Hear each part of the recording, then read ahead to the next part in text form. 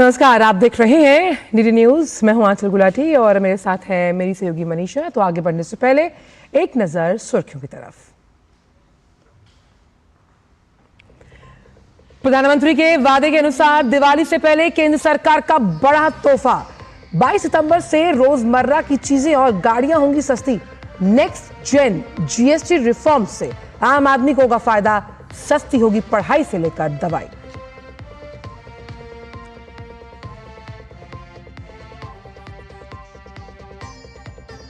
अगली पीढ़ी के जीएसटी रिफॉर्म्स पर प्रधानमंत्री ने जताई खुशी। कहा, आम आदमी का जीवन होगा आसान, देश की अर्थव्यवस्था भी होगी मजबूत।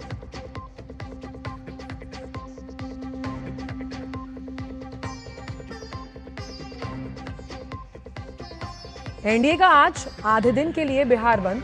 विपक्षी दलों के मंच से प्रधानमंत्री की मां को अपशब्द कहे जाने के खिलाफ होगा प्रदर्शन।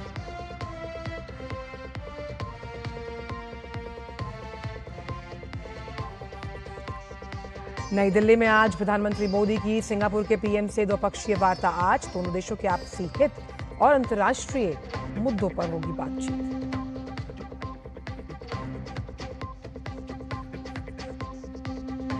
और खेल की खबरों में हॉकी एशिया कप में सुपर 4 में आज भारत और मलेशिया की भिड़ंत।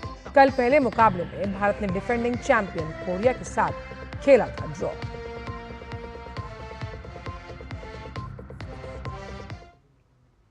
और आइए जान लेते हैं सभी खबरों को विस्तार के साथ।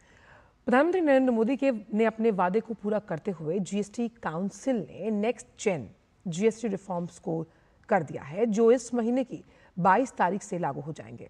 कल वित्त मंत्री निर्मला सीतारमण की अध्यक्षता में हुई बैठक में जीएसटी काउंसिल ने केंद्र के अगली पीढ़ी के जीएसटी सुधारों के प्रस्ताव पर चर्चा की और रोजमर्रा की चीजों पर टैक्स कम करने के लिए जीएसटी में बड़े बदलाव कर दिए।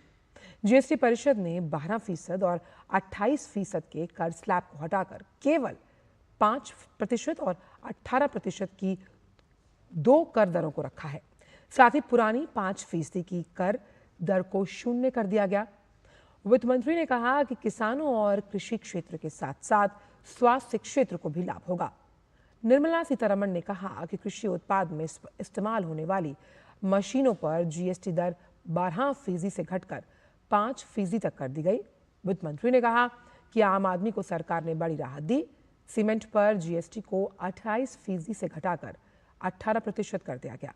वहीं 33 जीवन रक्षक दवाओं पर जीएसटी 12% से घटकर शून्य कर दी गई है। तो वहीं कई दवाइयां, औषधियों की कीमत 12% से घटकर 5% पर आई। लेकिन तंबाकू उत्पादों सहित कई जो ऐसे अन्य प्रोडक्ट्स हैं, उस पर 40% से जीएसटी लगाने का फैसला लिया गया है। प्रधानमंत्री नरेंद्र मोदी ने जीएसटी काउंसिल के फैसले पर खुशी जताई। सोशल मीडिया प्लेटफॉर्म एक्स पर लिखा कि स्वतंत्रता दिवस पर अपने भाषण के दौरान मैंने जीएसटी में अगली पीढ़ी के सुधार लाने के हमारे इरादे के बारे में बात की थी। केंद्र सरकार ने व्यापक जीएसटी दरों को युक्ति संगत बनाने, प्रक्रियागत सुधारों के लिए एक विस्तृत प्रस्ताव तैयार किया था, जिसका उद्देश्य आम आदमी के जीवन को आसान बनाना और अर्थव्यवस्था को मजबूत करना है। ये बताते हुए खुशी हो रही है कि जीएसटी काउंसिल, जिसमें केंद्र और राज्य शामिल हैं, उसने सामूहिक रूप से केंद्र सरकार द्वारा जीएसटी दरों में कटौती और सुधारों को प्रस्तुत जो प्रस्ताव है उस पर सहमति जताई, जिससे आम आदमी, किसान, एमएसएमई, मध्यम वर्ग, महिला और युवाओं को लाभ होगा। व्यापक सुधार हमारे नागरिकों के जीवन को बेहतर बनाएंगे।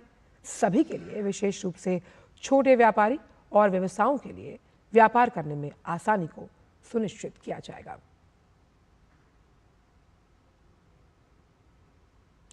सार्वजनिक मंच से बिहार में प्रधानमंत्री नरेंद्र मोदी की मां के लिए अपशब्दों का इस्तेमाल किए जाने के विरोध में आज आधे दिन के लिए बिहार बंद रहेगा। बीजेपी समेत एनडीए के घटक दलों की महिला शाखा की ओर से ये बंद किया जाएगा। बीजेपी में इसे लेकर जबरदस्त आक्रोश है।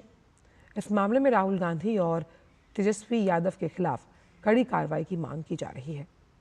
बिहार बंद के दौरान आपातकालीन सेवाओं और रेल परिचालन को इससे बाहर रखा गया है।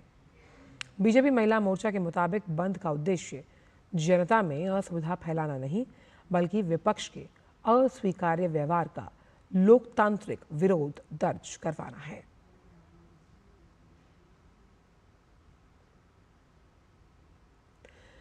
प्रधानमंत्री नरेंद्र मोदी और सिंगापुर के प्रधानमंत्री लॉरेंस वोंग के बीच आज दिल्ली में द्विपक्षीय वार्ता होनी है। इस दौरान दोनों देशों के आपसी हितों और अंतर्राष्ट्रीय मुद्दों पर बातचीत होगी। सिंगापुर के प्रधानमंत्री के रूप में लॉरेंस वोंग की ये पहली भारत यात्रा है।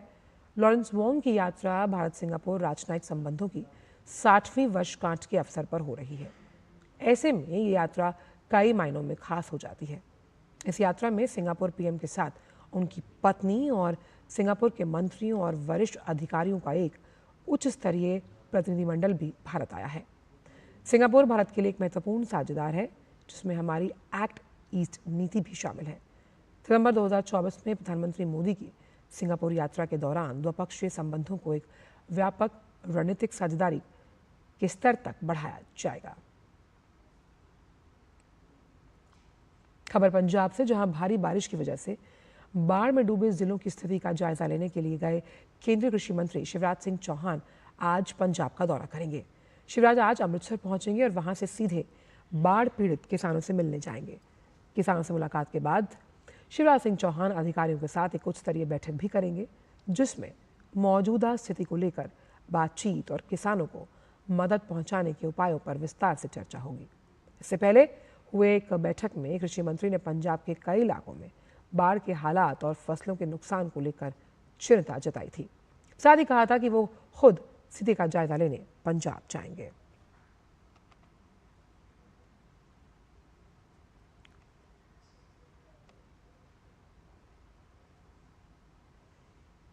पंजाब इन दिनों भयंकर बाढ़ की चपेट में है। भारी बारिश और नदियों के उफान ने कई गांवों को जलमग्न कर दिया, जिससे हजारों लोग बेघर हो गए। पंजाब के सीमावर्ती जिलों में आई बाढ़ ने जनजीवन को बुरी तरह प्रभावित कर दिया। खेतों में पानी भरने से किसानों की फसलें डूब गईं और कई गांवों में हालात चिंताजनक बने हुए हैं। 1.5 लाख हेक्टेयर से अधिक फसलें बाढ़ के पानी में डूब चुकी हैं। फिलहाल पंजाब समेत कई राज्यों में राहत और बचाव कार्य जारी है और प्रशासन हर संभव मदद करने की कोशिश में जुटा हुआ है। अमृतसर में 35,000 से ज़्यादा लोग प्रभावित हुए, वहीं फिरोजपुर में 24,000 से ज़्यादा लोग बाढ़ की चपेट में हैं। राज्य से अब तक करीब 15,000 से अधिक लोगों को सुरक्षित स्थान पर पहुंचाया जा चुका है। पंजाब के सभी 23 जिले अब बाढ़ से प्रभावित हैं।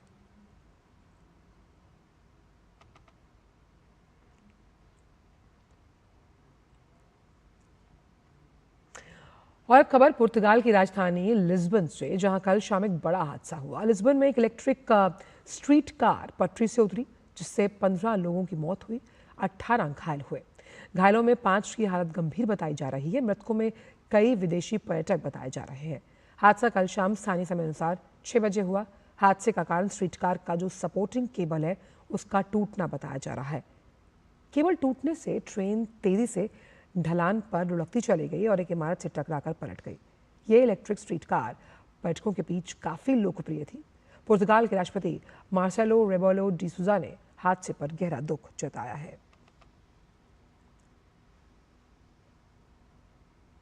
रूसी सेना ने यूक्रेन पर कल रात बड़े पैमाने पर हवाई हमला किया, जिसमें देश भर में ऊर्जा और परिवहन ढांचे को निशाना बनाया गया।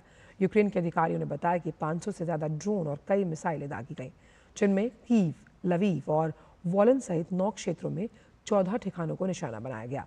यूक्रेन की वायुसेना ने कहा कि उसने 430 ड्रोन और 21 मिसाइलों को रोका। मध्य कोरोवराद क्षेत्र में जिनम्यांका के प्रमुख रेल केंद्र पर हुए हमले के बाद 4 रेलकर्मियों को अस्पताल में भर्ती करवाया गया। 28 घर भी क्षतिग्रस्त हुए।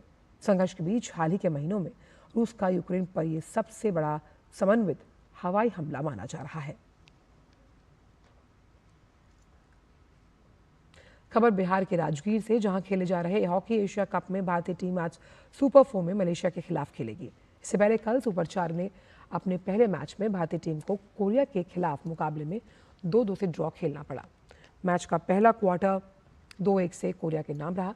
मैच में भारतीय टीम ने शुरुआती बढ़त जरूर हासिल की और हार्दिक ने मैच के पहले ही मिनट में गोल कर टीम को 1-0 से आगे किया, लेकिन इसके बाद कोरिया की टीम ने पेनल्टी स्ट्रोक और पेनल्टी कॉर्नर के माध्यम से गोल कर 2-1 की बढ़त बना ली। दूसरे और तीसरे क्वार्टर में दोनों से कोई भी गोल देखने को नहीं मिला। चौथे क्वार्टर में भारतीय टीम की तरफ से आक्रामक खेल दिखा और मनदीप ने गोल कर स्कोर को 2-2 की बराबरी पर लाकर खड़ा कर दिया।